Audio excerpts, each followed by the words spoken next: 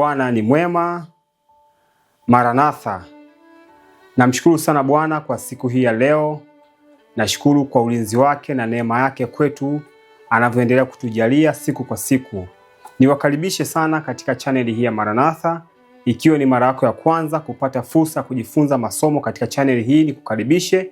Lakini ikiwa umeendelea kujifunza kwa siku kadhaa na kwa miezi kadhaa, pia nikukaribishe siku hii ya leo tunapokwenda kujifunza somo makini sana na somo muhimu linalohusu wokovu wetu na wokovu wa ndugu zetu wengine. Katika siku hii ya leo tutakwenda kutazama somo muhimu ambalo linaitwa uinjilisti au kuongoa roho.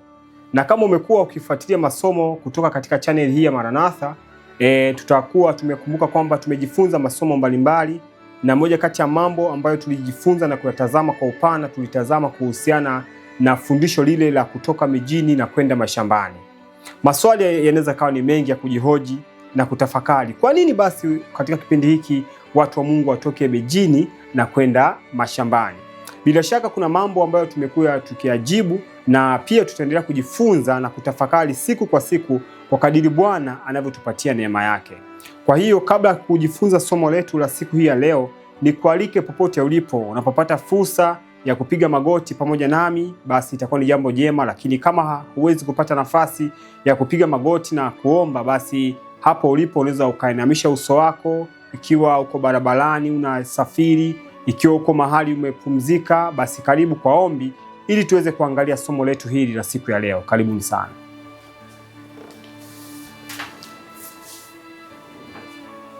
Baba yetu mtakatifu, Baba yetu wa mbinguni, Mungu mwenye upendo, Mungu mwenye nguvu, asante Bwana kwa kutuita sisi watoto wako.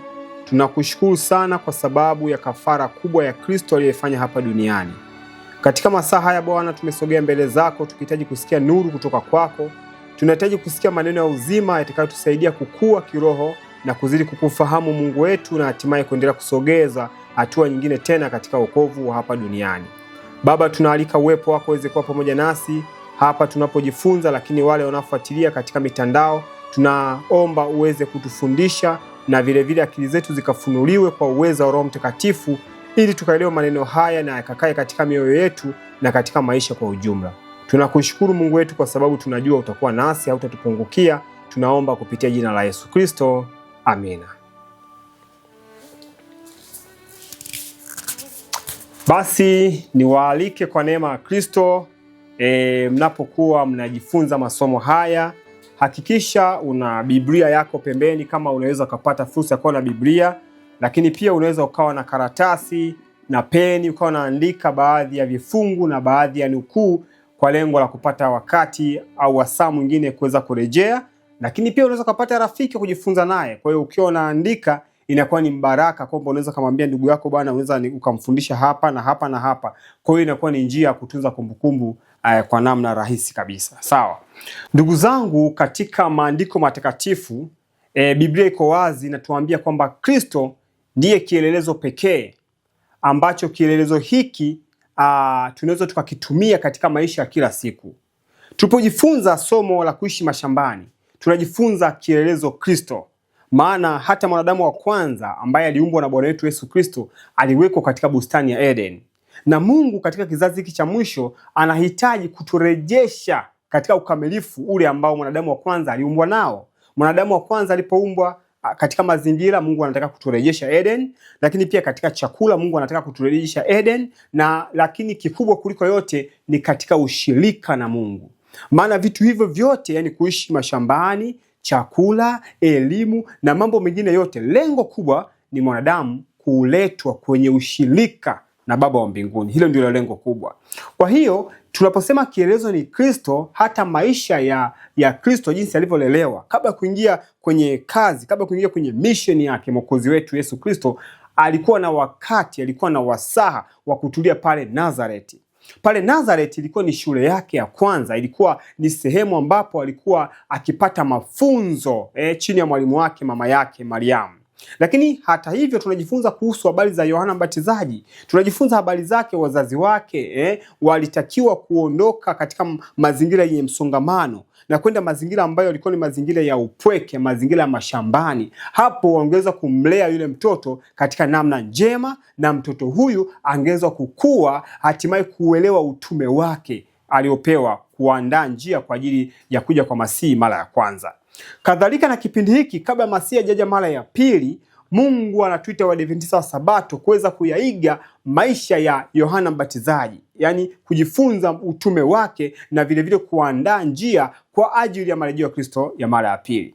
Kwa hiyo ili tujifunze somo hili sasa la kuongoa roho, hatuwezi tukajifunza popote isipokuwa tutajifunza kutoka kwa mwalimu wetu Yesu Kristo. Hata hao mitume na manabii wote walijifunza kutoka kwake. Kwa hiyo na sisi tutayatazama maandiko, tutachunguza maandiko tuone ni namna gani basi tunaweza tukaufanya huu utume. Ni kwa namna gani tunaweza tukamwiga Kristo na kutekeleza kazi ile kubwa kwa muda mchache ambao tumebakia nao kwenye hii dunia. Kwa hiyo niwakaribishe sana kuyachunguza maandiko katika siku ya leo, kuweza kuitazama Biblia inachoweza kutuambia kuhusiana na mission yetu kama Waadventista wa Sabato. Sio wa Sabato tu, bali ni wa Sabato ambao wanaishi katika nyakati za mwisho za historia ya hii dunia. Kwa hiyo tutakwenda kutazama kuhusiana na mahali pa kuanzia. Ni wapi kwa kuanzia katika utumishi wetu? Hebu tumtazame Kristo vile alivyokuja mara ya kwanza kwenye hii dunia na alivyoanza kuwaita wanafunzi wake katika mission, alipoanza kuwaita wanafunzi wake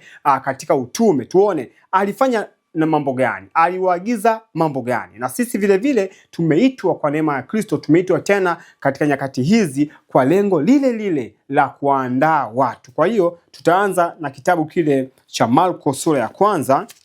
Katika Marko sura ya kwanza hapa tutamtazama Mwokozi yeye mwenyewe jinsi alipoanza kufanya kazi katika hii dunia.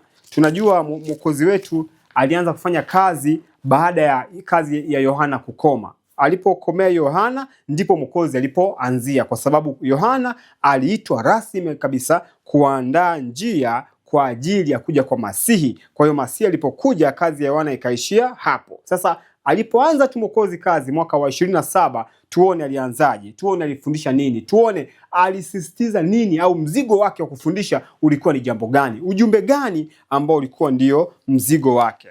Na ndugu zangu, kama tumekuwa tukijifunza pamoja katika masomo yaliyopita, na unaweza kupata nafasi ukarejea kujifunza somo linaloitwa ukweli wa sasa. Lipo katika channel hii ya Maranatha, somo linaitwa ukweli wa sasa. Katika ukweli wa sasa tulijifunza na kuona kwamba hatuwezi kupata ukweli mahali pengine popote isipokuwa katika somo la patakatifu. Somo la patakatifu, Mungu anasema kwamba katika patakatifu ndipo kuna njia ya Mungu. Mungu anasema kupitia Daudi, Mungu njia yako ipo katika patakatifu, katika Zaburi 77 na ule mstari wa 13. Kwa hiyo tunapoenda katika patakatifu tunapata kuiona njia ya Mungu. Lakini njia ni nani? Yesu anasema mimi ndiye njia, kweli na uzima. Kwa hiyo njia ndiye Kristo. Kwa hiyo tunapoenda katika somo la patakatifu tunaweza tukaona njia ambayo ni Kristo. Kwa hiyo Kristo anapatikana katika patakatifu. Lakini patakatifu ni fundisho pana, na patakatifu pana sehemu kadhaa, pana sehemu 3. Kuna ua wa nje, kuna chumba cha kwanza na chumba cha pili. Kwa hiyo kwa ufupi nataka nizungumze hiki kabla hatujaenda ndani kulichambua somo la siku hii ya leo. Kwa hiyo katika patakatifu kuna wakati Kristo alikuwa akihusika katika ua wa nje, kuna wakati Kristo alihusika katika patakatifu chumba cha kwanza, na kuna wakati Kristo anahusika katika chumba cha patakatifu pa patakatifu. Alipokuja duniani alikuwa kama kondoo, alihusika katika ua wa nje. Lakini baada hapo, baada ya kuchinjwa, baada ya kifo chake, alipaa mbinguni, aliingia chumba cha kwanza. Kwa hiyo kila wakati, kila nyakati Mungu anakuwa anatoa ukweli kwa kanisa, anakuwa anatoa ukweli unaohusu kanisa. Lakini katika vyote kwa vyote, tunapojifunza maisha ya Kristo, tunapojifunza kielelezo cha Kristo kwa nyakati zake, tunaenda kuangalia kielelezo hiki kwa nyakati hizo. Je, sisi natuhusu vipi leo hii? Tunaishi mwaka 2026. Hilo ndio lengo la kutazama Biblia. Ndio maana Biblia haipitwi na wakati. Biblia hii ilikuwepo miaka mingi iliyopita, lakini bado Biblia haipitwi na wakati, isipokuwa ukweli unakuwa kulingana na mahitaji husika kipindi hicho cha kanisa la Mungu. Kwa hiyo tunapokwenda katika kile kitabu cha Marko na ile sura ya kwanza na ule mstari wa 14, Marko sura ya kwanza na ule mstari wa 14, Biblia inasema maneno yafuatayo: hata baada ya Yohana kutiwa gerezani, Yesu akaenda Galilaya. Hata baada ya Yohana kutiwa gerezani, Yesu alikwenda Galilaya. akihubiri habari njema ya Mungu. Kwa hiyo Kristo alikwenda Galilaya na kuihubiri habari njema ya nani? Ya Mungu. Maandiko yanasema mstari wa 15, akisema, sikiliza kwa makini hapa, akisema wakati umetimia na ufalme wa Mungu umekaribia, tubuni na kuamini Injili. Hapa tunaona mzigo wa mafundisho ya Kristo. Yaani Kristo lengo lake ilikuwa ni kuwaambia watu kwamba wakati umetimia, lakini sio hapo tu, bali ufalme wa Mungu umekaribia. Watu wafanye nini? Tubuni na kuamini Injili. Kwa hiyo ilikuwa ni mission ya Mwokozi Yesu Kristo alipokuja hapa duniani. Baada tu ya Yohana kutiwa gerezani, Yesu akaenda kuanza kuhubiri Injili akiwaambia watu kwamba wakati umetimia na ufalme wa Mungu umekaribia, tubuni na kuamini nini? Injili. Kwa Mwokozi hakuwa na lengo lingine lolote bali kuambia watu watubu. Na kutubu ni nini? Kutubu ni kugeuka. Tutajifunza ya masomo kwa neema ya Kristo kadiri ambavyo tunaendelea kutazama na kuchunguza kuhusiana na somo hili la kuongoa roho. Hapa tunajifunza kuhusu kuongoa roho. Kwa hiyo kwenye kuongoa roho, hatuwezi kuongoa roho zaidi ya Mwokozi. Hatuwezi tukawa na mbinu za kuongoa roho zaidi ya zile ambazo Mwokozi alizitumia kwenye hii dunia. Kwa hiyo hapa kielelezo tunapata cha Mwokozi mwenyewe. Alipokuwa hapa duniani, alipoanza mission yake, alienda katika maeneo mbalimbali akiwaambia watu ufalme wa Mungu umekaribia, tubuni na kuamini Injili. Kwa maana nyingine, geukeni na muamini Injili. Tutatazama kwa upana tuone Injili ina lengo gani katika maisha yetu, au Injili ina faida gani kwenye maisha yetu. Twende pamoja tena katika kile kitabu cha Mathayo sura ya 4. Twende pamoja kitabu cha Mathayo sura ya 4. Tutatazama mafungu kadhaa tunapoanza kujifunza somo hili la kuongoa roho, somo hili la umishonari, somo hili la uinjilisti. Tunataka tutengeneze wainjilisti. Tunataka tujifunze kuwa wainjilisti katika Kristo. Tujifunze namna ambavyo tunaweza tukashirikiana na Mwokozi kwa lengo la kuongoa roho za watu wengine na kuwaleta katika ukweli kwa neema ya Kristo. Kwa hiyo tunajifunza katika Mathayo sura ya 4. Katika Mathayo sura ya 4 na ule mstari wa 12. Mathayo sura ya 4 na ule mstari wa 12. Tutasoma mstari wa 12 lakini pia tutasoma mstari wa 17. Katika Mathayo sura ya 4 tutasoma mstari wa 12 na ule mstari wa 17. Katika mstari wa 12 Biblia inasema, basi Yesu aliposikia ya kwamba Yohana amefungwa, alikwenda zake mpaka Galilaya. Kwa hiyo hapa tunajifunza utume wa Mwokozi unaanzia tu pale ambapo utume wa Yohana uliishia. Kwa hiyo kifungu hiki kinapatana na kifungu kile cha Marko sura ile ya 1 na mstari wa 14 pamoja na ule mstari wa 15. Kwa hiyo hapa tunajifunza kwamba Yesu aliposikia kwamba Yohana amefungwa, alikwenda zake mpaka Galilaya. Na haya mambo yote yalitimia kwa wakati. Yaani kila jambo lilikuwa likitimia kwa wakati. Mwokozi kazi yake rasmi ilianza mwaka ule wa 27 baada ya Yohana kufungwa, baada ya Yohana kutiwa gerezani. Unapoenda katika ule mstari wa 17 maandiko yanasema, tokea wakati huo, sasa hapa ni mahali pa msingi sana. Anasema tokea wakati huo Yesu alianza kuhubiri na kusema, tubuni kwa maana ufalme wa mbinguni umekaribia.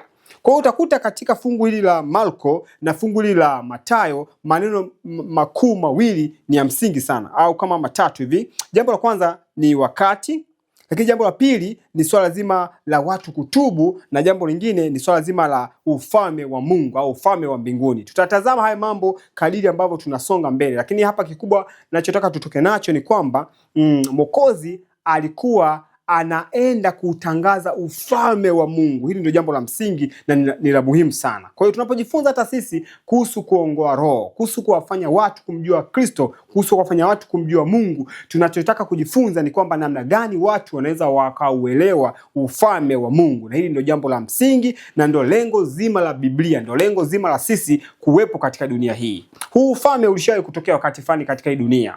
Mungu alipomuumba mwanadamu, tunajua tatizo la dhambi lilianzia mbinguni.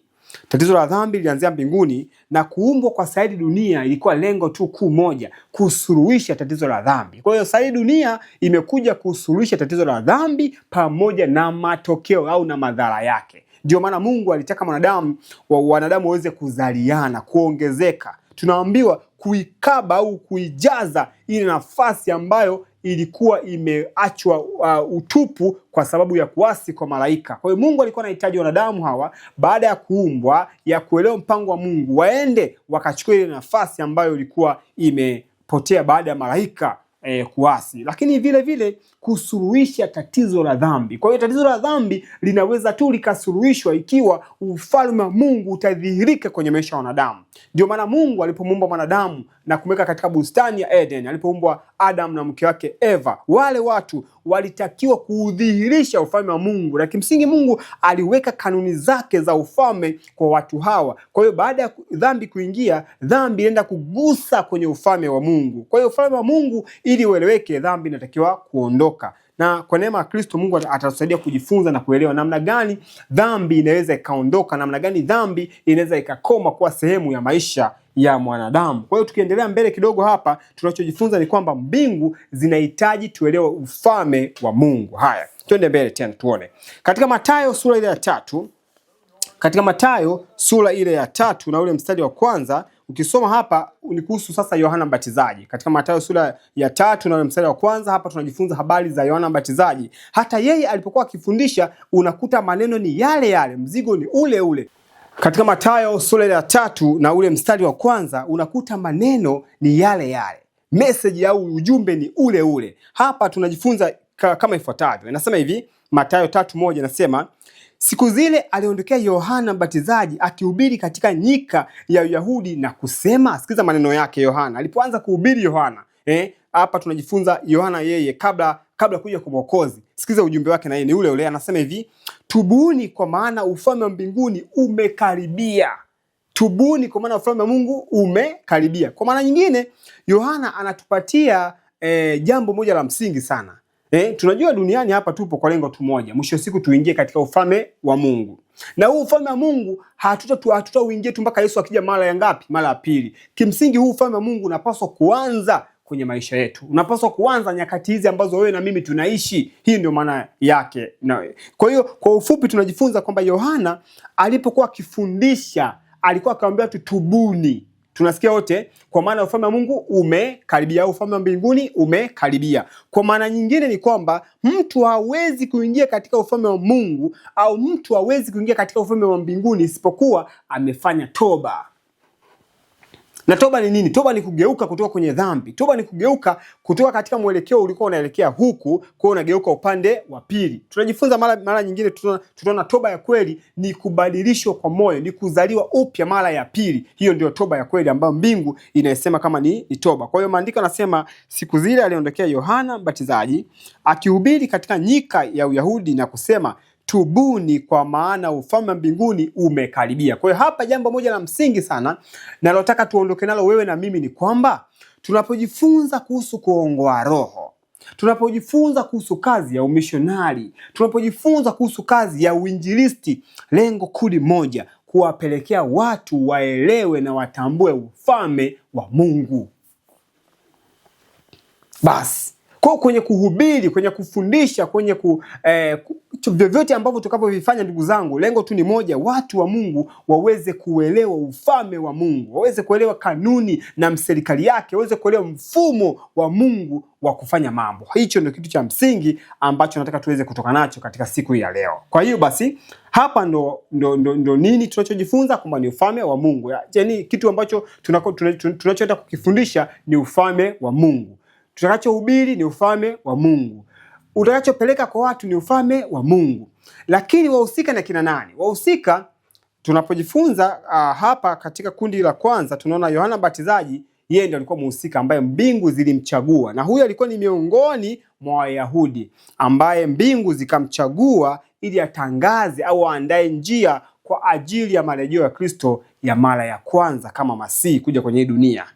Lakini wahusika wa pili, maandiko yanasema tumeitwa wewe na mimi, tunaitwa kama wakina Yohana, tunaitwa kama watu wa kuandaa njia kwa ajili ya kuja kwa Kristo mara ya pili. Kwa hiyo kazi yetu na utume wetu tunaambiwa unapaswa kufanana na ule ambao Yohana alipewa. Lakini kuna vitu vimeongezwa kwetu kwa sababu maarifa yamekuwa, nuru imekuwa kubwa. Kwa hiyo tuna kazi kubwa na nzito kuliko ile ya Yohana Mbatizaji ambayo ilipewa kuifanya kwenye hii dunia. Tusonge mbele kidogo.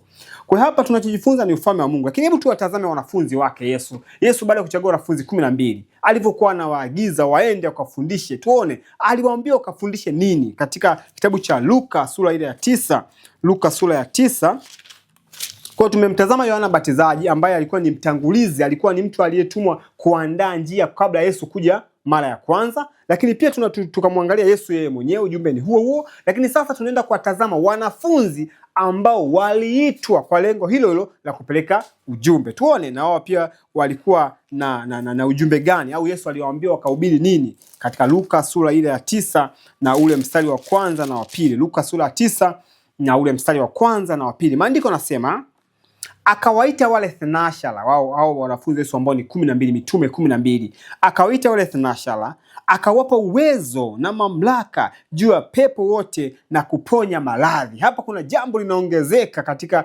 utume ambao walipewa kufanya wanafunzi wa Yesu. Na cha ajabu, najua katika utume wa Yohana hukuti kitu kama hiki. Hukuti mahali ambapo waliambiwa ataponya, atatenda muujiza. Hamna, Yohana hamna kitu kama hicho. Maandiko tu yanasema kwamba Yohana hakufanya muujiza wowote. Ila wanasema ila kile alichokifundisha Yohana wakasema kinapatana na hiki anachokifundisha Yesu. Kwa hiyo wakamwamini Yesu kwa sababu ya ujumbe wa Yohana. Alipokuwa anahubiri Yesu hakuwepo, na sasa Yesu anakuja anafundisha kitu ambacho Yohana alikuwa anafundisha, watu wakashangaa mambo hayo. Kwa hiyo hapa wanafunzi wa Yesu wanapewa jukumu lingine. Maandiko nasema akawaita wale thenashara, akawapa uwezo na mamlaka juu ya pepo wote na kuponya maradhi. Mstari wa pili, maandiko nasema akawatuma wautangaze. Sikiliza hapa, akawatuma wautangaze ufalme wa Mungu na kupoza magonjwa. Amen.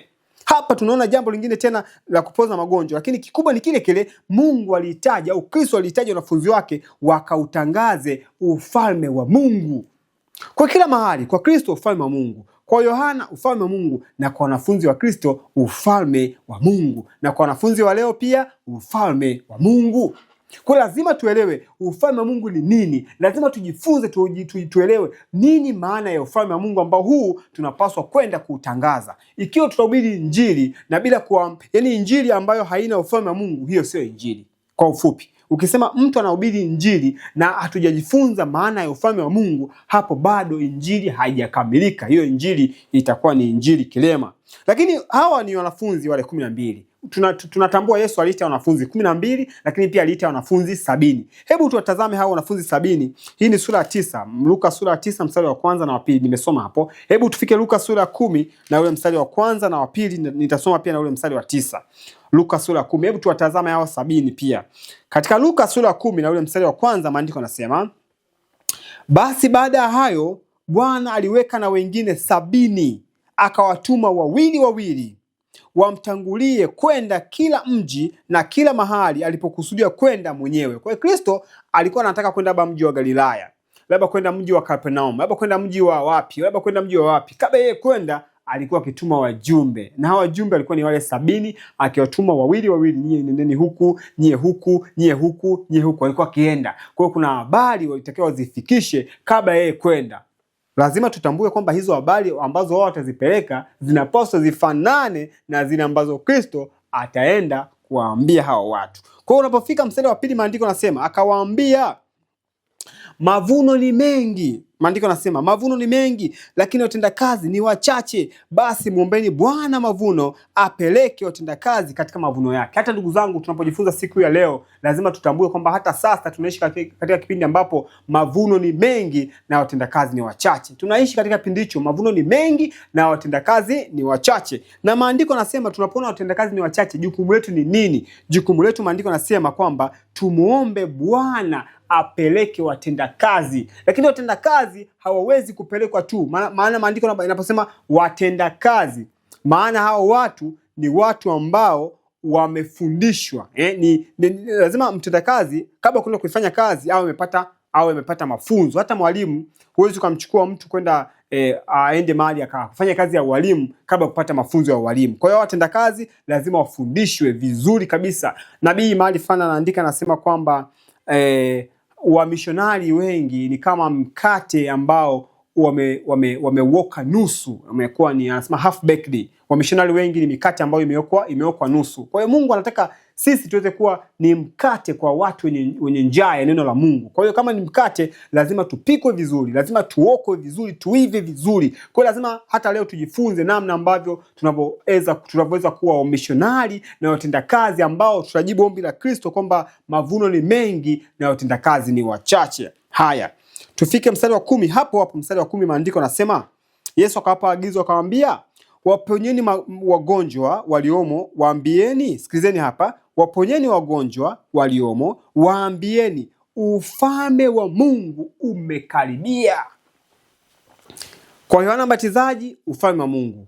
Kwa Kristo mwenyewe, ufalme wa Mungu. Kwa wanafunzi wake 12, ufalme wa Mungu. Na hata hawa 70 maandiko yanasema ni nini? Ufalme wa Mungu. Kwa hiyo hapa tunaondoka na wazo moja kwamba Kristo alipokuja mara ya kwanza duniani, na kabla kuja kwake, yani kimsingi Yohana na Yesu mwenyewe, kwa maana nyingine tu kwa ufupi, aliyetangaza injili ya kumwandaa Kristo kuja mara ya kwanza, lengo kubwa lililosisitizwa ni ufalme wa Mungu. Kristo mwenyewe ni ufalme wa Mungu, na sisi pia lazima tufundishe na tupeleke, tujulishe dunia kuhusiana na ufalme wa Mungu. Hata yeye mwenyewe pia anasema, utafuteni ufalme wa nani? Wa Mungu na haki yake. Tutajifunza haya mbele, masomo haya kwa neema ya Kristo. Tutatazama tuone nini maana ya huu ufalme wa Mungu ambao mbingu zinahitaji uweze kueleweka na uende kwenye dunia. Kwa hiyo hapo tumeona jambo ambalo linapaswa kwenda duniani ni ufalme wa Mungu. Lakini ufalme wa Mungu ili uweze kwenda na kupokelewa kwenye maisha ya watu na watu kuingia kwenye huo ufalme, kuna hatua zake. Hata wakati fulani Mwokozi kipita ananena na Nikodemo, tunatambua kwamba alinena naye habari ya ufalme wa Mungu katika kitabu kile cha Yohana sura ya 3. Tunajifunza hapo alinena naye habari nyingi sana za ufalme wa Mungu, hata akajifunza naye kuhusu kuzaliwa mara ya pili. Kwa hiyo ufalme wa Mungu ili tuweze kuingia, tunajifunza, Yohana amesema tubuni. Yesu anasema tubuni. Wanafunzi wanafundisha watu watubu. Kutubu ni kubadilika, kutubu ni kugeuka. Kwa mara nyingine kutubu ni kuzaliwa mara ya pili, kutubu ni kufufuka kutoka katika ufu wa dhambi. Kwa hiyo tutajifunza kwa neema ya Kristo, tutaona namna ambavyo mbingu zinahitaji sana tuweze kuelewa ufalme wa Mungu. Na katika yote tunajifunza, ndugu zangu, kikubwa tunatakiwa kuelewa kuhusiana na ufalme wa Mungu.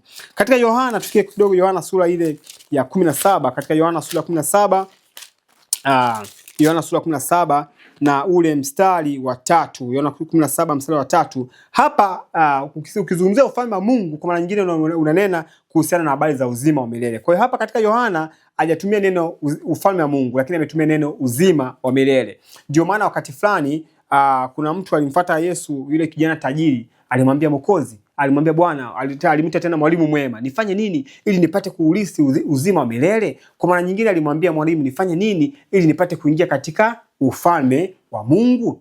Na mahali pengine Yesu akiwa ananena, mtu mmoja alipomuuliza swali na baada ya kujibu akamwambia hauko mbali na ufalme wa Mungu. Kwa maana nyingine alimwambia hauko mbali na uzima wa milele. Kwa uzima wa milele huu ambao unaandikwa hapa katika Yohana sura ya 17 na ule mstari wa 3, wanaposema na uzima wa milele ndio huu, wa kujua wewe Mungu wa pekee na wa kweli na Yesu Kristo uliyemtuma. Unaona hapa Yesu anachozungumzia, anazungumzia kuhusiana na ufalme wa Mungu. Na huu ufalme wa Mungu au huu uzima wa milele hauanzi baada ya Yesu kuja mara ya pili. Hapana, unapaswa kuanza sasa hivi katika maisha yetu. Tunapaswa tuanze kuona chemichemi za uzima wa milele katika maisha yetu. Tunapaswa kuona chemichemi za ufalme wa Mungu katika maisha yetu. Kwa hicho hili ndio jambo la msingi na la muhimu sana liweze kueleweka katika maisha yetu. Kwa hiyo nini cha kufundisha? Ni ufalme wa Mungu. Swali la pili, wapi pa kuanzia? Ili tuweze kujua wapi pa kuanzia, lazima tuende kwa Mwokozi tuone alitoaje maagizo kwa wanafunzi wake waanzie wapi. Sawa, sasa hapa nataka tuende moja kwa moja katika kile kitabu cha Mathayo sura ya 10. Mathayo sura ya 10 na ule mstari wa 1 na wa 5 pamoja na ule hadi mstari wa 8. Mathayo sura ya 10 tufike tuone. Nataka tujifunze tuone sasa ni mahali gani pa kuanzia kufundisha ufalme wa Mungu, kwa sababu ni lazima tujue ile formula ambayo Mwokozi alikuwa anaitoa. Kufuata kielelezo cha Mwokozi ni njia bora ya mafanikio katika kazi ya Injili. Kwa hiyo tukiona Mwokozi alipoanzia ni wapi, alielekea wapi, akaishia wapi, na sisi pia tuanzie wapi, tuelekee wapi, tuishie wapi. Ndio maana sasa hivi tunapojifunza kuhusu kanisa la Waadventista wa Sabato, ndugu zangu, tunarudia tena kujifunza masomo haya. Ni ya msingi na ni ya muhimu sana. Kanisa lipo katika uasi, mfumo upo katika uasi, na kimsingi hauwezi kukamilisha kazi ile ambayo Mwokozi anahitaji iweze kukamilika. Ndio maana hata Mwokozi alipokuja mara ya kwanza alikuta kanisa lipo kwenye uasi. Kwa hiyo angeweza kuwatumia makuhani, angeweza kuwatumia marabi, angeweza kuwatumia wale walimu wa theolojia kwa nyakati zile, lakini aliona wameshibishwa au wamefundishwa nadharia mbalimbali kwenye akili zao kiasi kwamba isingekuwa rahisi kuweza kuelewa ufalme wa Mungu, kwa sababu ufalme wa Mungu, Yesu akasema, kuna mtu mmoja akamwambia, ufalme wa Mungu unakujaje na nini? Akataka kujua kwa namna hiyo. Yesu akasema ufalme wa Mungu hauji kwa kuchunguza chunguza kwa sababu anajua hawa Mafarisayo wamekariri uchunguzaji, wamekariri kujua, wana maarifa mengi kwenye akili kuhusu Torati, wana maarifa mengi kuhusu Biblia, lakini ndani ya mioyo yao wako mbali kabisa na ufalme wa Mungu. Kwa hiyo ndio maana ufalme wa Mungu, namna ambavyo unapaswa kupokelewa, maandiko yanasema tunapaswa kupokea yani kama ni watoto, kama watoto wachanga, kwa sababu unakuja katika akili zetu, unapokuja katika mioyo yetu, unapokuja katika mioyo yetu unatukuta tuna nadharia nyingi, unatukuta tuna mafundisho mengi, unatukuta tuna mambo mengi katika akili zetu. Kwa hiyo ili tupokee ufalme wa Mungu tunapaswa kupokea kama watoto wachanga ambao hawajui chochote, yani tuseme kwamba sisi hatujui, sisi ni empty, zero kabisa. Tunaweka pembeni kila aina takataka kwenye akili zetu. Takataka ambazo umejifunza vyuo vya theology, weka pembeni. Takataka ambazo umejifunza kwenye vyuo vya duniani, weka pembeni. Super Pythagoras weka pembeni, kusolve nini weka pembeni, logarithm weka pembeni. Kila aina takataka kwenye akili weka zote pembeni, uwe kabisa mtupu kabisa. Hapo ndio itakuwa rahisi kupokea ufalme wa Mungu. Lakini kama tunataka kupokea ufalme wa Mungu na wakati huo huo tuna ufalme mwingine tena, itakuwa ni vigumu. Ndio maana Mwokozi akasema hatuwezi kuwatumikia mabwana wawili, haiwezekani. Tutajifunza kwa neema ya Kristo, tutaona namna ambavyo Mungu anahitaji tuupokee ufalme wake katika maisha yetu. Lakini wapi pa kuanzia sasa ndio mahali pa msingi, kwa sababu kama hatutaelewa tutafanya kazi kama Mafarisayo, tutakwenda huku na huku na huku. Cha kwanza hatuna cha kupeleka. Ina maana hatujui kuhusu ufalme wa Mungu. Lakini jambo la pili, hatujui ni mahali gani pa kupeleka huo ufalme. Tuone Mwokozi alipokuja duniani, alipoita wanafunzi wake 12, alipoita wale 70, aliwafundisha waende wapi, wakaanze mahali gani? Katika kitabu kile cha Mathayo sura ya 10 na ule mstari wa kwanza, Mathayo sura ya 10 na ule mstari wa kwanza, maandiko yanasema hivi: akawaita wanafunzi wake 12, akawapa amri juu ya pepo wachafu wawatoe na kupoza magonjwa yote na udhaifu wa kila aina. Hapa tunaona ni alipoita wanafunzi. Ukifika mstari wa pili unakuta majina yao wale wanafunzi wote hapo hapo. Sasa twende mstari wa 5 hadi ule mstari wa 8. Biblia inasema hivi: hao senashara Yesu aliwatuma akawaagiza. Tusikilize kwa makini ndugu zangu. Hao senashara Yesu aliwatuma akawaagiza akisema, katika njia ya mataifa msiende, katika njia ya mataifa msiende mkato, wala katika mji wowote wa Wasamaria msiingie. Kwa mataifa msiende, kwa Wasamaria msiingie. Mstari wa 6, tuwe makini hapa, anasema hivi: afadhali shikeni njia kuwaendea kondoo waliopotea wa nyumba ya Israeli. 7, na katika kuenenda kwenu hubirini mkisema, ufalme wa Mungu umekaribia. 8, pozeni wagonjwa, fufueni wafu, takaseni wenye ukoma, toeni pepo, mmepata bure, toeni bure. Kwa natamani sana tutafakari kwa makini katika huu mstari wa 5 anaposema kwa mataifa, anasema katika njia ya mataifa msiende. Kwa hiyo kulikuwa na watu wengi katika nyakati za Kristo. Kulikuwa na mataifa mengi ambayo yalikuwa yanazunguka Israeli kwa nyakati hizo. Lakini Yesu akamwambia wanafunzi wake, kwa mataifa msiende, kwa Wasamaria msiingie, ni afadhali mshike njia muwaendee kondoo waliopotea wa nyumba ya Israeli. Kwa kumbe maagizo yote ya Mwokozi alikuwa anatoa kuhusu kufufua watu wafu, kuponya magonjwa na kuupeleka huo ufalme wa Mungu, alikuwa akifundisha waende katika nyumba ya Israeli. Lakini mara ngapi leo hii tunasoma mafungu kama haya na hapo hapo mtu unaenda kwenye nyumba za watu ambao hata si wa Israeli wa leo. Swali, sasa hatutafikia hao watu? Hao watu watafikiwa lini? Hili ni swali la msingi sana. Hata hivyo, hao watu hawakuachwa bila kufikiwa. Ulifika wakati kuna mtu tunajifunza habari zake, anaitwa ni Cornelio. Yule mtu alikuwa ni mcha Mungu, lakini alikuwa ni mataifa.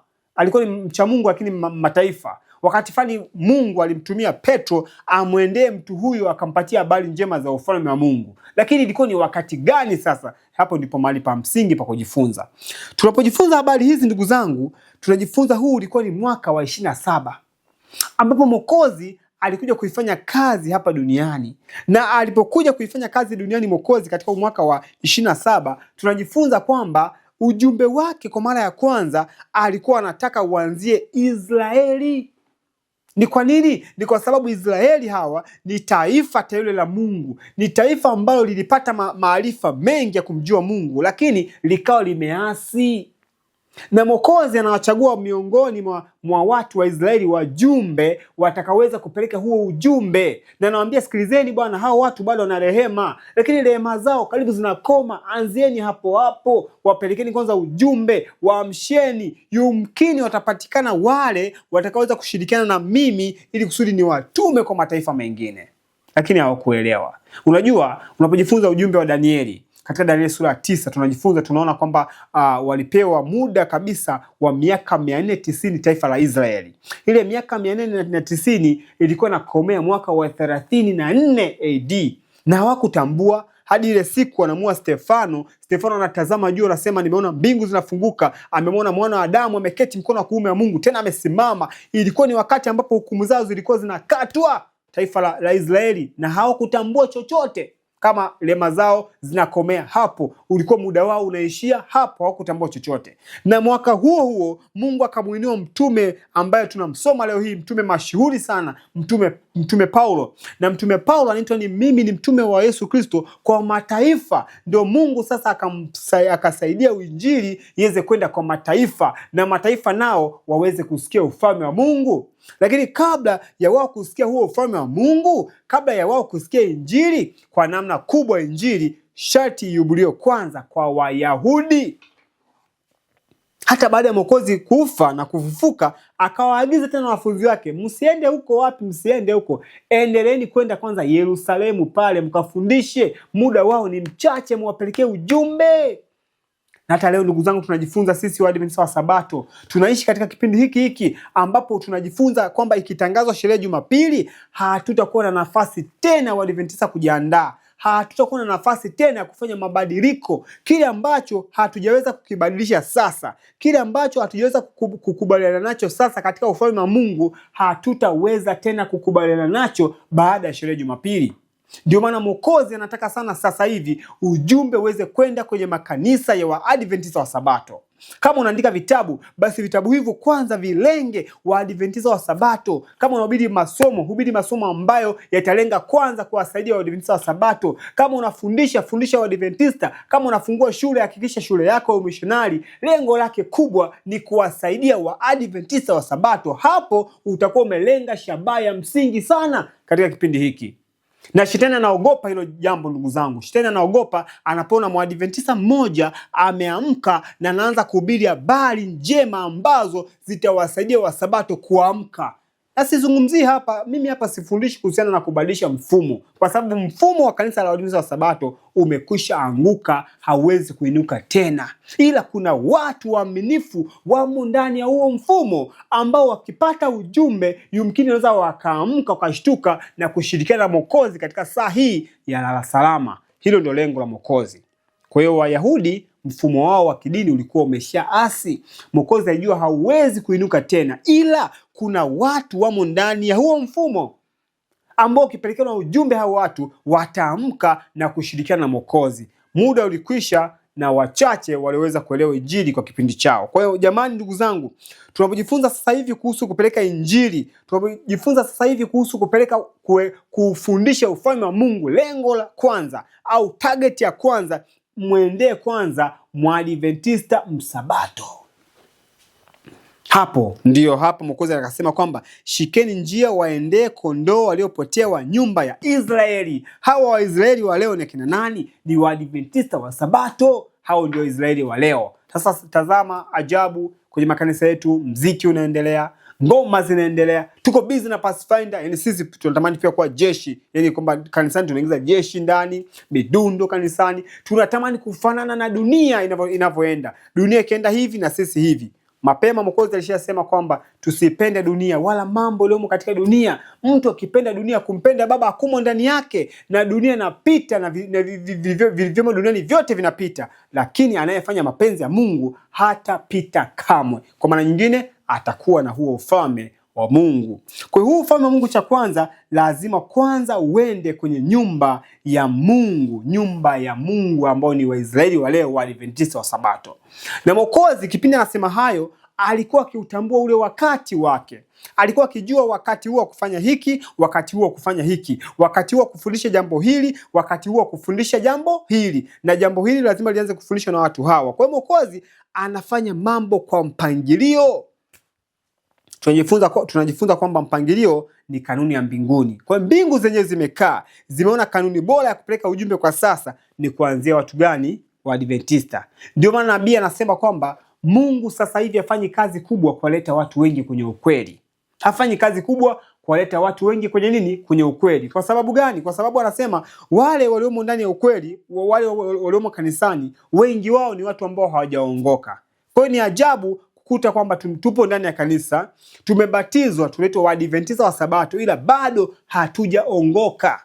Nabii mahali pengine anasema kwamba wengi sana wamefika kanisani lakini hawajafika kwa Mwokozi. Yaani wengi wameingia kanisani kwa njia ya ubatizo na kuandikwa majina katika vitabu vya ushirika, lakini bado hawajakutana na Mwokozi. Kwa maana nyingine, tuna majina katika dunia yetu hii ya vitabu vya kanisa, lakini majina yetu hayajulikani katika vitabu vya kule mbinguni. Hii ni ajabu sana. Mungu atusaidie sana. Kwa hiyo hii ni mpangilio wa kimbingu, na Mungu anataka tuweze kufuata mpangilio wa kimbingu. Sasa tutazame Mwokozi jinsi alivyokuwa anajua wakati, jinsi Mwokozi alivyokuwa anajua wakati wake katika hii dunia. Tunaporudi katika Marko sura ya kwanza, twende pamoja, turudi tena Marko sura ya kwanza na ule mstari wa 14. Turudie Marko sura ya kwanza na ule mstari wa 14 na ule mstari wa 15. Biblia inasema hivi: hata baada ya Yohana kutiwa gerezani, Yesu akaenda Galilaya akihubiri habari njema ya Mungu. Kwa hiyo Mwokozi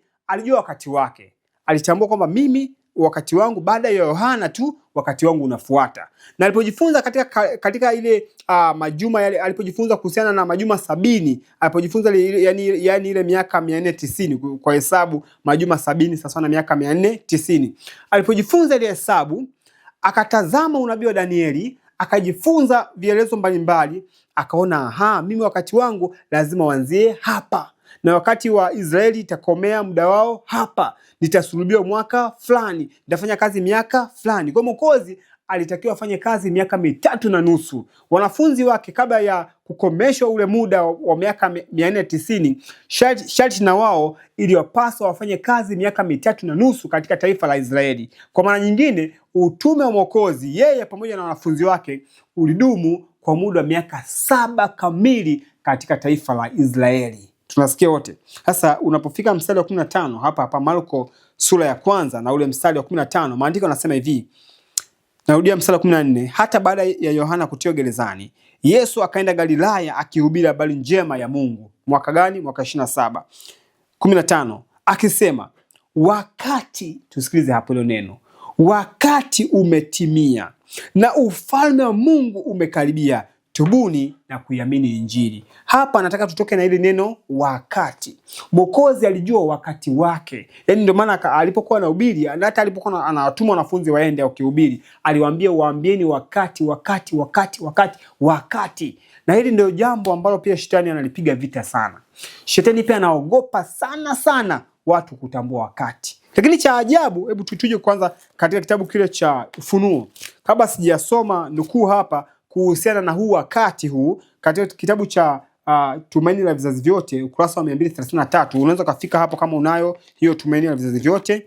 Lakini kama huna hiyo Tumaini la Vizazi Vyote, basi unaweza kaandika Tumaini la Vizazi Vyote au DA, unaweza kaandika DA ukurasa ule wa 233 na ile paragraph ya kwanza. DA 233 paragraph ya kwanza. Tutafika kuisoma hiyo.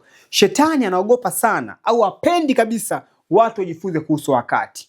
Na amepandikiza hiyo chuki, amepandikiza hiyo nadharia kwa viongozi wengi sana wa dini. Hata leo miongoni mwa wachungaji wakubwa wanapinga sana somo hili la wakati. Wanasema tu, wanaishia kusema hatujui siku wala saa.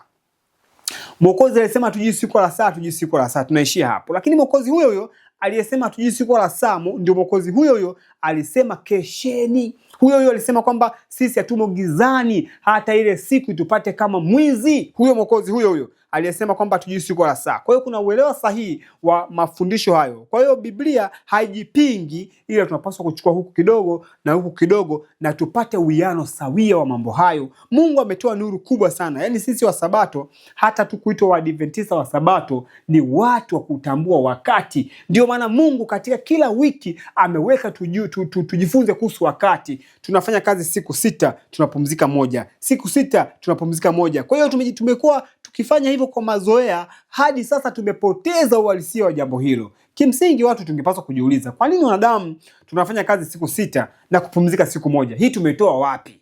Na Mungu angesema hiyo ndio namna mimi ninavyofanya kazi. Dhambi nitaikomesha kwa muda wa miaka 6,000 na mtapumzika miaka 1,000 mbinguni. Hasa swali, Mungu ametuficha uelewa wa miaka 6,000? Ametuficha kuona namna itakavyotimia?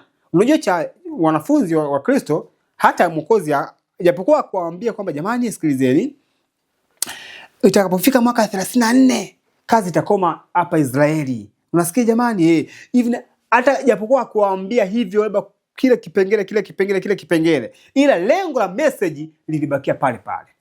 Cha ajabu, hata alipowaambia kwamba baada ya siku ngapi nitasalitiwa, ni uwawe na nini, hata alipowafunulia hayo bado hawakuelewa. Kikubwa cha kuelewa ni nini hapo? Nachotaka tukielewe jamani, huu wakati hatujifunzi kwamba tujue labda siku fulani, mwezi fulani, mwaka fulani kutakuwa na hiki na hiki na hiki. Hapana. Tunajifunza wakati kwa lengo moja. Tunajifunza wakati kwa lengo la kujua majukumu gani ya kufanya kwa kipindi chetu hiki. Kwa hiyo hapa kuna mafungu mengi sana. Hebu tuanze kwanza na fungu la Ufunuo 12:12. Katika Ufunuo 12:12 shetani hapa tunaona habari zake. Ufunuo 12:12 maandiko nasema, kwa hiyo shangilieni enyi mbingu, nanyi mkao humo, ole wa nchi na bahari, kwa maana yule ibilisi ameshuka kwenu, mwenye ghadhabu nyingi. Maandiko nasema akijua ya kuwa ana wakati mchache. Ibilisi anajua na wakati mchache, hata huwa haisi. Anajua kwamba wakati wake ni mchache. Na anajua kwa sababu gani? Anajua kwa sababu amejifunza patakatifu, anajua kwa sababu amesoma maandiko, amesoma roho ya unabii. Kwa hiyo anafahamu kila kitu wazi, anajua kwamba na wakati mchache. Hawezi kufanya kazi bila kujua wakati wake. Na Mwokozi vile vile alipokuja hapa duniani asingeweza kufanya kazi bila kutambua wakati wake, na huu wakati unafunuliwa katika unabii. Ndio maana maandiko yanasema kupitia mtumishi wa Mungu Petro, anasema na sisi tuna lile neno la unabii ambalo ni imara sana. Tukiliangalia hilo ni kama taa inayowaka mahali penye giza, mwafanya vema hata itakapopambazuka nyota alfajiri mioyoni mwenu, ambaye ni nani huyo? Kristo kuja mioyoni mwetu. Kwa hiyo ndugu zangu, tunapojifunza ujumbe huu, tunapoenda kupeleka habari njema za ufalme wa Mungu, maandiko yanasema hivi, tuwaambie watu wakati umekaribia. Huwezi kumwambia mtu wakati umekaribia kama wewe mwenyewe unaukataa wakati, kama wewe mwenyewe unapinga wakati. Na tukipinga wakati, hatuwezi kuipokea message ya kipindi hiki. Ukipinga miaka 6,000 huwezi kuelewa huu ujumbe ndugu zangu, huwezi kuelewa. Hutajua wakati gani wa kutoka mjini, hutajua wakati gani wa kuacha hiki. Ndio maana mtu anakuambia bana, nabii alikulaga mayai na samaki na amesema kwamba utakapofika wakati tutaacha. Tutaacha lini sasa? Na kumbe Mungu ameshafundisha kuhusiana na wakati wa kuacha nyama, wa kuacha samaki, wa kuacha maziwa. Hivyo vingine vyote wakati wake umepita. Kwa kama tunashikilia bado, kimsingi hatujaelewa somo la wakati, au tumejifunza lakini bado tunapambana na tamaa za mwili. Mungu aturehemu sana. Kwa hiyo tunapojifunza habari hizi, pia unaangalia katika kitabu cha Mathayo sura 8. Katika Mathayo sura 8, huu ni ushahidi kwamba shetani naye pia anajua wakati. Yaani yeye ili afanye kazi ndugu zangu anajua wakati wake. Mathayo sura 8, unaposoma habari hizi katika ule mstari wa 28, hapa tunajifunza Yesu alipokutana na huyu mtu mwenye mapepo. Maandiko yanasema hivi, naye alipofika ng'ambo katika nchi ya Wagerasi, watu wawili wenye pepo walikutana naye. Wanatoka makaburini, wakali mno, hata mtu asiweze kupita njia ile. 29, na tazama wakapiga kelele wakisema, tuna nini nawe mwana wa Mungu? Tuna nini nawe mwana wa Mungu? Je, umekuja kututesa kabla ya muhula wetu? Neno muhula ni wakati au kipindi, yaani kwamba umekuja kututesa kabla ya muda wetu. Kwa hiyo kumbe hata mapepo na yenyewe yalikuwa najua wakati wao kwamba kwa tukiangalia katika muda tunaona muda bado. Huyu amekuja hapa miaka 4000, si ndio kuna miaka 2000 mingine mbele bado ipo. Mbona mapema hivi vipi bwana Kwa hiyo mapepo wanajua wakati wao, shetani anajua wakati wao, lakini sisi watu wa Mungu hatutaki kujifunza kuhusiana na wakati. Na tukijifunza kuhusu wakati, mtu anasema unaweka wakati. Lakini kimsingi hatuweke wakati, ila tunafundisha wakati ambao Kristo amekwisha kuweka pale. Kwa hiyo Mwokozi alijua vizuri kabisa kuhusu wakati wake. Sasa hili fungu tuliosoma la Marko sura ile ya kwanza na mstari wa 14 na 15, maandiko nasema Mwokozi alisema kwamba wakati umetimia wa ufalme wa Mungu kwenda kwenye mioyo ya watu. Hebu turudie fungu tena katika Marko sura ile ya kwanza. Marko sura ya kwanza. Somo hili la msingi na ni muhimu sana. Marko sura ya kwanza na ule mstari wa 14. Maandiko nasema hata baada ya Yohana kutiwa gerezani, Yesu akaenda Galilaya akihubiri habari njema ya Mungu. Mstari unaofuata wa 15. Akisema wakati umetimia na ufalme wa Mungu umekaribia, tubuni na kuiamini Injili. Kwa maana nyingine, watu hawezi wakatubu na kuiamini Injili. Yaani Injili haiwezi kueleweka bila mtu kuelewa wakati. Katika fungu hili. Kwa hiyo kwenye hili fungu tunaweza tukaweka hiki kielelezo hapa. Ni katika Marko sura ile ya kwanza na ule mstari wa 15. Maandiko nasema wakati umetimia. Cha kwanza ni nini? Wakati. Na haya mambo tutajifunza kwa neema ya Kristo kadiri ambavyo tunapopata nafasi. Kwa hiyo hii itakuwa ni utangulizi, tutaendelea na muendelezo kujifunza, kujikumbusha kuhusu wakati. Tumejifunza masomo ya wakati, lakini tena tutaendelea kujikumbusha tena na tena. Ndio maana mtumishi wa Mungu Petro, hebu tufike kwa kidogo katika kitabu cha Petro. Katika Petro, unajua kujikumbusha ni muhimu sana. Hata Petro hii kanuni aliitumia. Mungu alimvuvia Petro akaona kwamba kuna umuhimu wa watu kukumbusha hizi habari. Yaani kwamba tunaweza tukazifahamu, tunaweza kuwa tumejifunza mara nyingi, lakini kuna umuhimu wa kujikumbusha hizi habari. Katika kitabu cha Petro wa pili, waraka wa pili mtume Petro, ndasoma sura ile, waraka wa pili mtume Petro, katika ile sura ya kwanza na ule mstari wa 12. Waraka wa pili wa Petro sura ya kwanza na ule mstari wa 12. Maandiko yanasema hivi, huyu mtumishi wa Mungu Petro anasema hivi: kwa hiyo nitakuwa tayari kuwakumbusha hayo siku zote.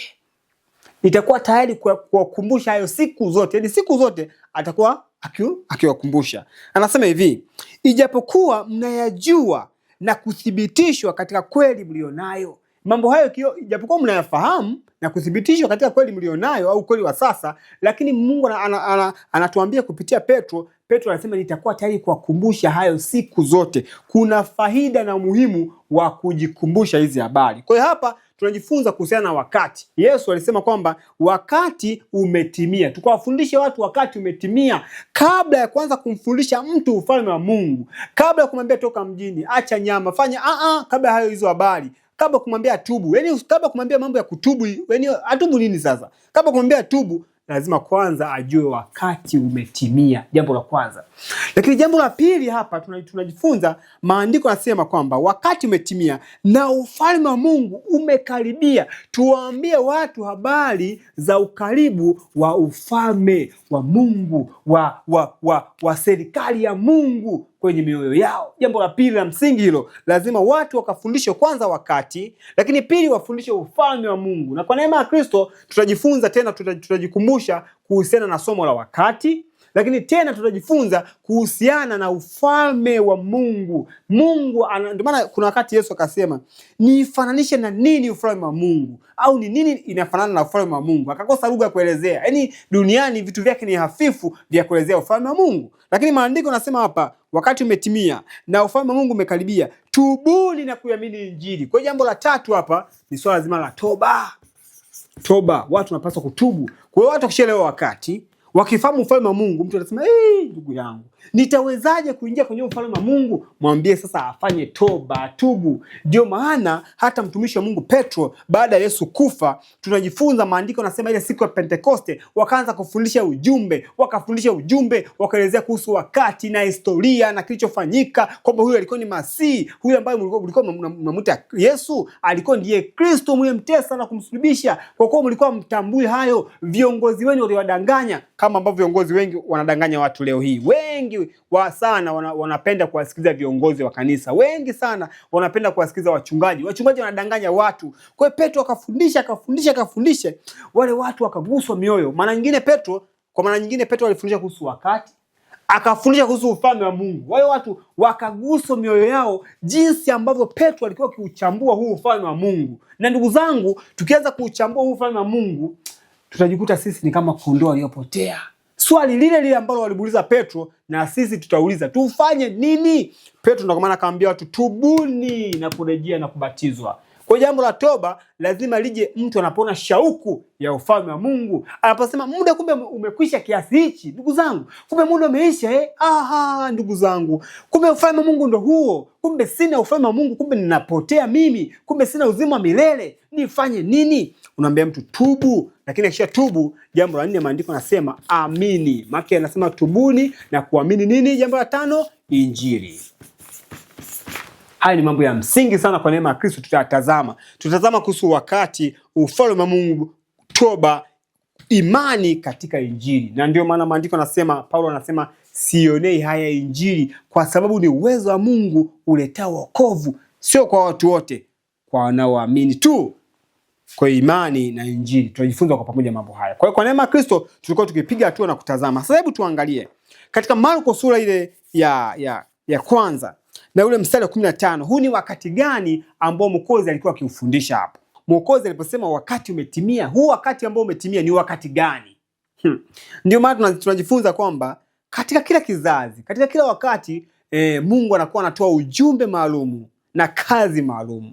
Hii ni tumekuwa tukijifunza mara nyingi sana. Hii inapatikana katika kile kitabu cha COL 78.2. Hiki kinaitwa vielelezo vya mafundisho ya Kristo.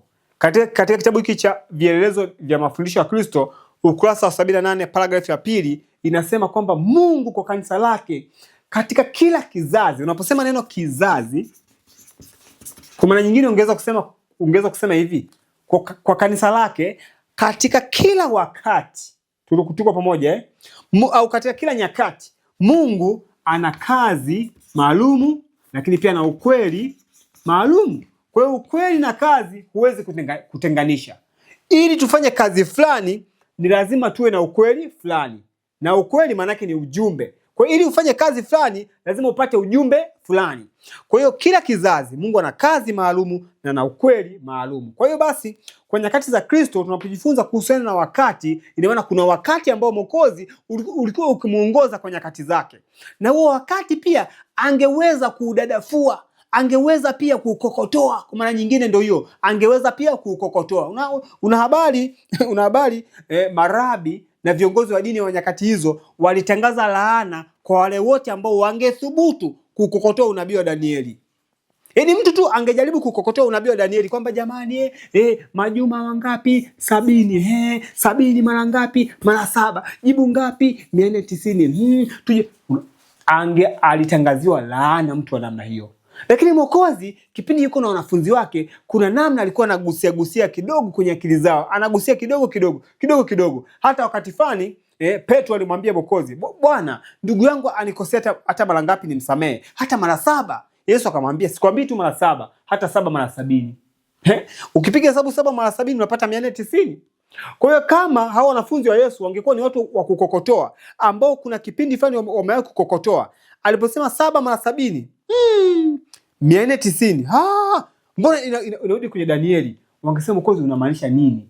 Mwokozi alimaanisha kwamba taifa lenu tu nyie, taifa lenu nyie la Israeli, mlikuwa mmepata miaka 490. Mungu amechukuliana na nyinyi. Mungu amewavumilia miaka 490. Na nyie pia mkumbuke hiyo rehema au hiyo fadhili. Kwa hiyo bado yani kila kitu ambacho Mwokozi alikuwa akikifundisha, akiongea, alikuwa anaongea pointi kila wakati, anaongea pointi za ujumbe. Yaani kila wakati kama hajaongea wakati, anaongea ufalme, anaongea toba, anaongea imani, anaongea Injili. Kila wakati Mwokozi alikuwa akiongea mambo hayo. Kwa hiyo tuje hapa sasa katika kizazi Mwokozi, tunajifunza mambo ni mengi ndugu zangu.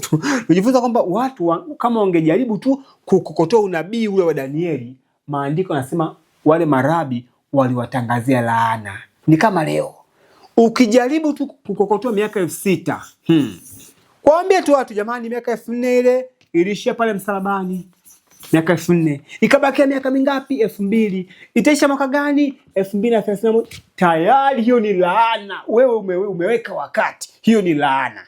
Kwa hiyo nyakati zile mambo yale kuwepo ndio hayo. Mambo hayajabadilika. Kama ilivyokuwa nyakati hizo na leo ni mambo ni hayo. Sasa hebu tuje tuangalie taratibu, ndugu zangu.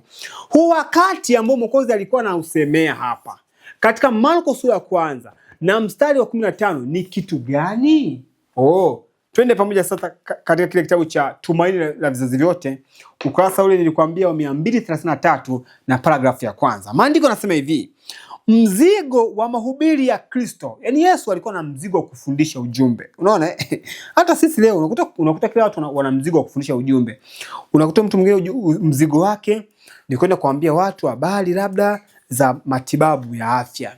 Ndio mzigo wake. Mwingine mzigo wake ni kuambia watu waachane na nyama, sawa. Mwingine mzigo wake kuambia watu waache kuvaa nguo fupi. Mwingine mzigo wake kukemea Pathfinder. Mwingine mzigo wake ni mziki. Mwingine mzigo wake ni kufundisha watu kuhusiana na mambo ya Utatu Mtakatifu. Mwingine mzigo wake, kila mtu anakuwa na mzigo wake moyoni kwenda kufundisha. Na Mwokozi pia alikuwa na mzigo moyoni kufundisha. Hebu tuone sasa hapa. Anasema hivi: mzigo wa mahubiri ya Kristo ulikuwa ni, ameweka funga semi na fungua semi. Amechukua fungu la Marko sura ya 1 na ule mstari wa 15. Kwa hiyo mzigo wa Mwokozi ulikuwa ni huu hapa: wakati umetimia na ufalme wa Mungu umekaribia, tubuni na kuamini Injili. Huu ndio ulikuwa mzigo wa Mwokozi. Kwa mzigo wa Mwokozi ulikuwa ni huu hapa: wakati, ufalme wa Mungu, toba, imani na Injili. Huo ndio ulikuwa mzigo wa Mwokozi. Kwa Mwokozi hakuchukua tu wakati mzigo wake. Hapana. Hakuchukua tu watu tubu. Si hapana. Hakuchukua imani. Hapana. Alichukua, huu ndio wote ulikuwa mzigo wa Mwokozi. Kwa ndugu zangu, tukielewa jambo hili, tutafundisha watu wakati, tutaweza kubalansi na kuwafundisha kazi nini ya kufanya. Kwa hiyo hatutakoma tunafanya hiki, acha hiki. Hamna. Au muda. Hamna. Lazima tuende navyo vitu hivyo sambamba. Twende pamoja. Anasema hivi. Kwa hiyo ndio ulikuwa mzigo wa mafundisho nani? Ya Mwokozi. Anaendelea mbele, anasema hivi: ujumbe wa Injili kama ulivyotolewa na Mwokozi mwenyewe, mkato, anasema ulijikita katika unabii. Nukta. Kumbe mzigo wa Injili kama ambavyo Mwokozi alikuwa ameutoa, yani ulikuwa umejikita, au mzizi wake na msingi wake ni katika unabii. Na tunapojifunza unabii, tunajifunza swala zima la wakati. Anasema hivi: huo wakati, tusikize kwa makini hapa, huo wakati sasa aliotangaza kuwa umetimia ni ule ambao malaika Gabrieli alifanya ujulikane kwa Danieli.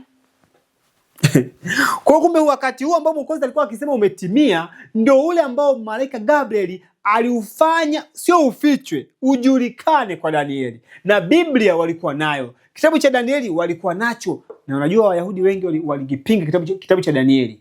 Yaani walikataa kabisa kitabu cha Danieli. Kama mtu ambavyo leo anaanza kumwambia simwamini nabii Ellen G. White. Ni ushauri tu ule, ni ushauri.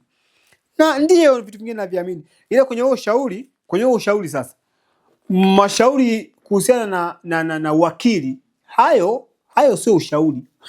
Tena kuna watu utawasikia na kuambia, wanasoma nilikuwa nasema kama ulishawahi kula zaka, hata kama sio ngapi unatakiwa kuzipigia hesabu zote uzilete.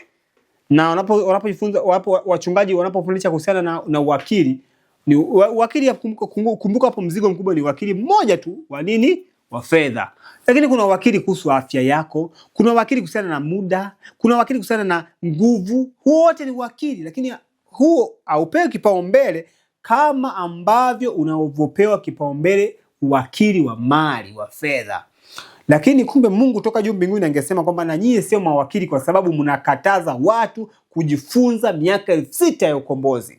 Mnakataza watu kujua muda wao ni mchache, kwa sababu mimi Mungu ninayetoa talanta ya fedha ndio Mungu yule yule nimetoa talanta ya muda. Kwa hiyo mnapaswa kujifunza muda wa kubakia duniani umeisha. Kiasi gani mmebakiza muda duniani? Kwa nini mnakataza watu wasijifunze muda? Tunarudi hapa, tunaendelea. Sasa maandiko yanasema hivi kwamba huu unabii Mungu alifanya ujulikane kwa Danieli, na watu walikatazwa kabisa kujifunza kitabu cha Danieli. Na unapofika kitabu cha Danieli sura ya 9 tunajifunza, tunaona wazi kwamba Danieli alikuwa amepewa maelezo na nani? Na malaika Gabriel. Hebu tusome kidogo hapa. Anasema hivi, narudia tena hapa kidogo. Huo wakati aliotangaza kuwa umetimia ni ule ambao malaika Gabriel alifanya ujulikane kwa Danieli. Anaendelea mbele, anasema malaika alisema, muda wa majuma 70 umeamriwa juu ya watu wako na juu ya mji wako mtakatifu, ili kukomesha dhambi na kuishiriza ili kukomesha makosa na kuishiriza dhambi na kufanya upatanisho kwa ajili ya uovu na kuleta haki ya milele na kumtia mafuta na kutia maono na unabii na kumtia mafuta yeye aliye mtakatifu. Hii tunasoma Danieli sura ya 9 na ule mstari wa 24. Kwa hiyo hapa nabii Daniel alipata maelezo kwamba muda wa majuma mangapi ndugu zangu? 70 umetolewa kwa watu wako. Kina nani hao? Israeli. Walikuwa na majuma 70. Na ukiendelea mbele hapa anaanza kufafanua majuma 70 maana ni wiki 70. Wiki 70 mara 7 unapata siku 490. Maandiko yanasema siku simama kwa nini? Kwa mwaka. Kitabu cha Danieli walikuwa nacho. Kitabu cha Hesabu walikuwa nacho. Vitabu hivi vyote ambavyo vilikuwa vinafundisha kuhusiana na siku husimama kwa nini? Kwa mwaka. Vyote walikuwa navyo. Kwa hiyo kimsingi kama wangesoma wangeona kwamba inaanzia wakati gani, inaishia wakati gani. Kila kitu kilikuwa wazi. Kwa hiyo hapa ndugu zangu, unaposoma fungu hili la Marko sura ya 1 na ule mstari wa 15, Mwokozi aliposema wakati umetimia, aliposema neno hilo tu alikuwa anaenda kulengea kitabu cha Danieli sura ya 9, kwa sababu amekisoma na anaona kinamhusu kwa nyakati zake. Lakini maandiko yanasema Danieli pia ni ukweli wa sasa. Ufunuo pia ni ukweli wa sasa. Na Mungu ametoka wazi katika nuru hiyo. Tena tumeongezewa na roho ya unabii, vitabu vya kutosha, pambano kuu, maandiko ya awali, nini tena, matukio siku za mwisho, vitabu vya afya. Vyote hivyo ndugu zangu vipo kwa lengo la kutusaidia tuelewe maandiko matakatifu. Cha ajabu tumeviweka kwenye makabati, tumeviweka kwenye mabegi, hatuna muda navyo. Ukivisoma unaambia huo ni ushauri. Mashauri tena inaandikwa mashauri juu ya afya, mashauri juu ya nini, lakini pia kuna mashauri. Lakini katika mashauri kama nilivyokuambia, kuna mashauri ambayo yanapewa uzito mkubwa na kuna mashauri ambayo yanapewa uzito mdogo. Yale yote ambayo yanaendana na matakwa ya viongozi, hayo yako juu. Hayo mashauri ni ya msingi. Kwa hiyo mashauri pia tunachagua kwamba hiki tunakitaka, hiki hatukitaki, hiki nakichukua, hiki nakikataa. Ndugu zangu, huu sio wakili mwema. Sasa tuendelee mbele kidogo ndugu zangu. Yesu alikuwa akitambua wakati wake alipokuwa hapa duniani. Ndio maana unapofika pia kile kitabu cha Yohana sura ya 11, Yohana 11 na ule mstari wa 7. Yohana 11, hapa tunajifunza kipindi kile Lazaro, Yesu amepata habari kwamba Lazaro anaumwa. Kuna somo pana sana, huenda Mungu atafungua njia wakati mwingine tutaangalia. Lakini ukipata nafasi unaweza pia kusoma kisa cha Lazaro kufufuliwa kwake, utapata mambo mengi sana hapo. Muda utatosha kuyazungumza yote mtandaoni. Kwa hiyo katika Yohana sura 11 tunajifunza habari za kufufuliwa kwa Lazaro. Lakini mimi nataka tuangalie mambo machache sana hapa. Tukumbuke kwamba Mwokozi siku chache alipokuwa katika Uyahudi, wale Wayahudi walitaka kumuua Mwokozi. Kwa hiyo akaondoka ile eneo, akaenda eneo lingine. Na hapa tunaposoma kuanzia ule mstari wa 7, maandiko yanasema hivi: kisha baada ya hayo akawaambia wanafunzi wake, twendeni Uyahudi tena. Aliwaambia wanafunzi, twendeni Uyahudi tena. Wanafunzi wa Yesu wakamwambia katika ule mstari wa 8, wale wanafunzi wakamwambia, Rabi, juzi tu Wayahudi walikuwa wakitafuta kukupiga kwa mawe, nawe unakwenda tena huko? Eneo juzi tu wanataka kuwakuue. Na leo tena unataka twende tena huko leo tena. Mstari wa 9. Yesu akajibu, je, saa za mchana si 12? Saa za mchana si 12? Mtu akienda mchana hajikwai kwa sababu aiona nuru, mtu akienda mchana hajikwai kwa sababu aiona nuru ya ulimwengu huu. 10. Bali akienda usiku hujikwaa kwa sababu nuru haimo ndani yake. Mwokozi akasema saa za mchana si 12. Mahali pengine tena ambapo panafanana hapa, kabla kutazama nabii anasema nini kuhusiana na hii fungu, katika Yohana hiyo sura ya 9 na ule mstari wa 4. Hapa tunajifunza, kwanza tumeangalia kuhusiana na ufalme wa Mungu, ndio jambo ambalo linapaswa liende duniani. Lakini duniani hapo panapaswa kuanzia wapi? Tumeona inapaswa kuanzia katika kanisa la Mungu au kwa watu wa Mungu ambao wana muda mchache kujiandaa, ambao wana kipindi kifupi sana cha rehema. Kama vile Wayahudi tulivyoona, walipewa ujumbe kwa siku nyingi, lema zao zilikuwa zinakoma mwaka 34. Na sisi Waadventista wa Sabato tumepewa ujumbe tangia mwaka 1844, na ujumbe huo au muda wetu unakwenda kukoma baada ya sherehe ya Jumapili. Kwa hiyo ni dhahiri kwamba sasa hivi, ndugu zangu, kama unataka kufundisha ujumbe huu wa sasa, hakikisha kwanza unaenda kupiga shabaha kwa Adventista wa Sabato. Na ukianza kufanya kazi hiyo, shetani ataamka sana. Atataka kukuvunja moyo kupitia wazee wa kanisa, atakuvunja moyo kupitia wachungaji. Lakini wewe hujatumwa na mchungaji, hujatumwa na mzee wa kanisa, hujatumwa na wainjilisti, hujatumwa na conference, hujatumwa na union, hujatumwa na general conference. Umetumwa na Mungu kupeleka ujumbe. Kama vile Mwokozi alivyotuma wanafunzi wake. Wale wanafunzi hawakutumwa na Sanhedrin, baraza la Sanhedrin. Hapana, walitumwa na Mwokozi, pelekeni ujumbe pale. Wakapeleka huo ujumbe, na ulikuwa watiifu na waaminifu hadi mwaka 34, ndugu zangu. Na tunajifunza katika kipindi cha kilio kikuu kitakachoanza baada ya sherehe ya Jumapili, kitakapoanza kilio kikuu, huo ndio utakuwa muda ambapo mataifa, watu wengi, dini mbalimbali zitasikia ujumbe ambao kwa mara ya kwanza watakuwa wakiusikia, ila mioyoni mwao wana nuru ndogo ya kuwaongoza. Unajua, tutaangalia wakati mwingine kinachofanyika katika kilio kikuu. Tuende hapa pamoja sasa katika Yohana sura 9 na ule mstari wa 4. Maandiko yanasema hivi: imetupasa kuzifanya kazi zake. Ila tafsiri sahihi inasema hivi: imenipasa kuzifanya kazi zake yeye aliyenipeleka, maadamu ni mchana. Usiku waja asipoweza mtu kufanya kazi. Katika Yohana 11 Mwokozi anasema saa za mchana si ngapi? 12. Kwa mara nyingine anasema saa za mchana ni 12 na saa za giza ni 12. Hapa anasema kwamba imenipasa kuzifanya kazi zake yeye aliyenipeleka, maadamu ni mchana. Kwa mara nyingine anasema maadamu nipo katika masaa mangapi? 12 ya mwanga. Haya, naweza nikafanya kazi. Kwa hiyo wanafunzi walipomwambia Mwokozi, sasa unaenda tena kule tena watakuwa na nini, akamwambia, ndugu zangu sikilizeni. Je, saa za mchana sio 12? Kwa maana nyingine, bwana, mimi natambua saa za mchana bado hazijaisha. Hebu tazama hii nukuu nabii anachosema katika kile kitabu cha Tumaini la Vizazi Vyote, sura ya 526, 526.4. Kwa hiyo ukiandika tu DA 526.4 utapata hii nukuu hapa. Naomba nisome, nianzie sehemu fulani hapa inaposema, wakamwambia, Rabi, juzi tu Wayahudi walikuwa wakitafuta kukupiga kwa mawe, nawe unakwenda huko tena? Yesu akajibu, je, saa za mchana si 12? Unaposhuka chini kidogo anasema hivi: niko chini ya uongozi wa Baba yangu, maadamu nafanya mapenzi yake, maisha yangu yako salama. Saa zangu 12 za mchana hazijaisha. Kwa Mwokozi hakujua tu mwanzo wa kazi yake, ambapo tumejifunza mwanzo wa kazi yake ni ule mwaka 27 baada ya Yohana kutiwa gerezani. Mwokozi hakujua tu kwamba anapaswa kuanza kazi mwaka 27, lakini pia alijua kazi hiyo itaenda mwaka 31 ambapo Mwokozi alisulubishwa pale msalabani. Kwa hiyo alitambua kwamba atapaswa kufanya kazi kwa muda wa miaka 3.5. Kwa hiyo katika hii miaka 3.5 anasema kwamba, ndio maana mahali pengine anasema kwamba mimi ninapokuwa katika ulimwengu, yani nakuwa nuru ya ulimwengu. Kwa hiyo yeye anajua kwamba atakapoondoka dunia itakumbwa na giza. Anajua saa zake za mchana hazijakoma bado. Miaka yake 3.5 bado haijakoma. Kwa hiyo hawawezi kunifanya lolote kwa sababu bado muda wangu ninao. Hata leo hii, ndugu zangu, tunapofundisha ujumbe wa sasa, tunapopeleka kwenye makanisa ya Waadventista wa Sabato, watakufuta ushirika, ni kweli.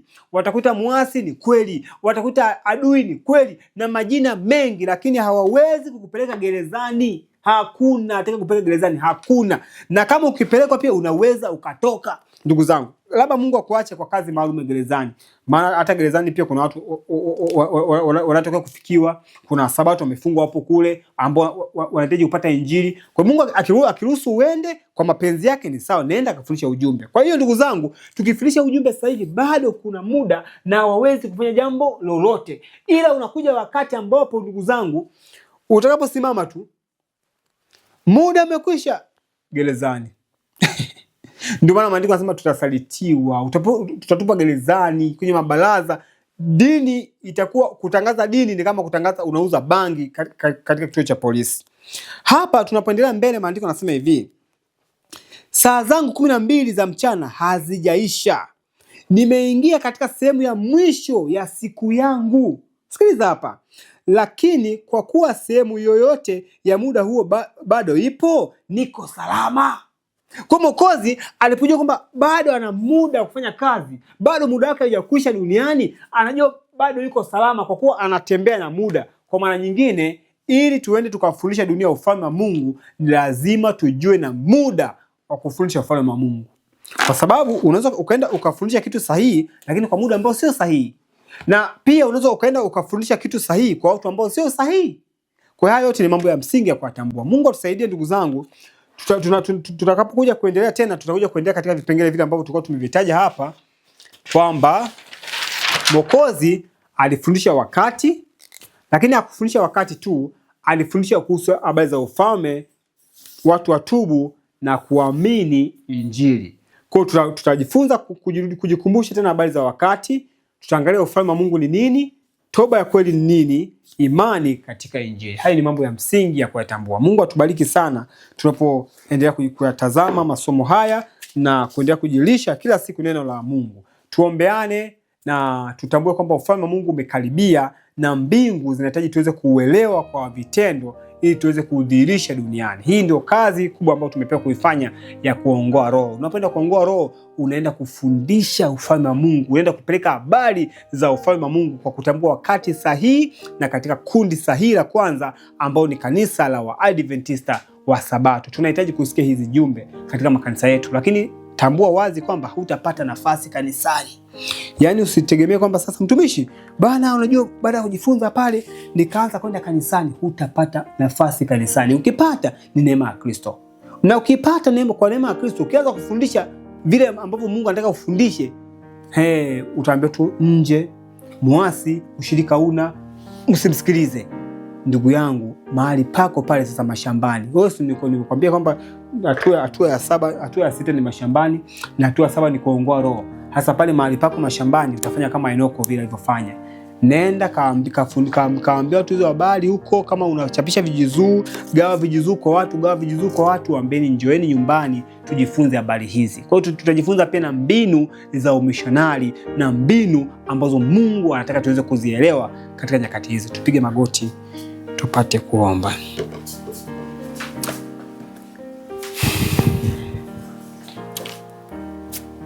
Baba yetu mpendwa, Baba yetu wa mbinguni, tunakushukuru sana kwa neno la Injili. Tunakushukuru sana kwa maandiko matakatifu. Asante kwa roho ya unabii ambayo inatusaidia kuelewa Biblia.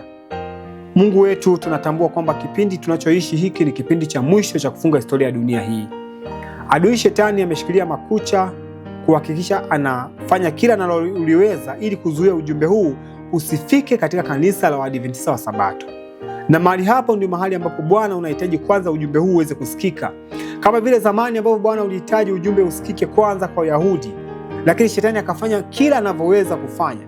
Kwanza Mwokozi aliuawa katika kanisa hili la Wayahudi. Pia wanafunzi wakauawa, wakateswa, mateso mengi yakaja, wakamuua Stefano na wengine wengi waliothubutu kuhubiri Injili, wakina Paulo, wote walipitia mateso.